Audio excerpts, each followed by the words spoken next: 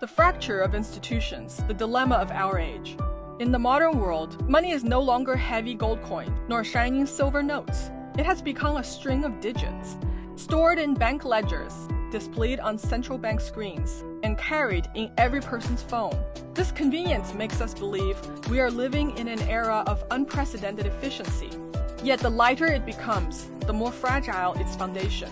Its value no longer rests on the weight of gold, but on the promises of power and the illusions of markets.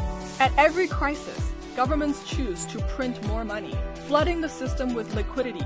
At every downturn, central banks choose to cut rates, pushing capital toward greater leverage and risk. We live in a world shaped by liquidity, where the surface of prosperity hides an abyss of debt. The ghost of Keynes whispers, "Maintain the present, let the future be borne by others." It is political realism. Stability today matters more than long-term planning. The austere voice of the Austrian school warns instead, the collapse of tomorrow is seated in today.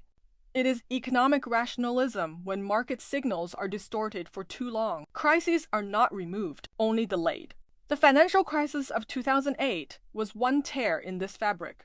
Risks were dressed as brilliant products and sold across the globe. When the bubble burst, families lost homes and savings, while banks survived on government bailouts. The cost was transferred to taxpayers.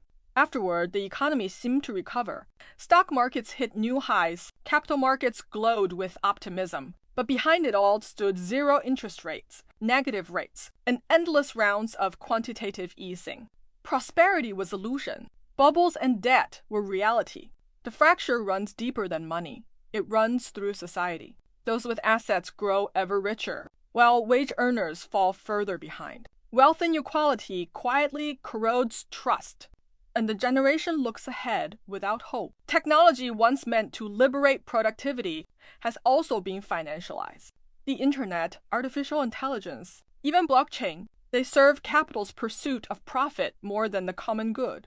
Technology has not betrayed human nature. It has only amplified the greed within our institutions.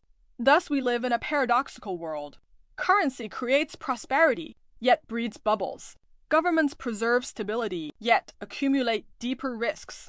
This is the fracture of institutions, a dilemma that cannot be patched with short-term fixes.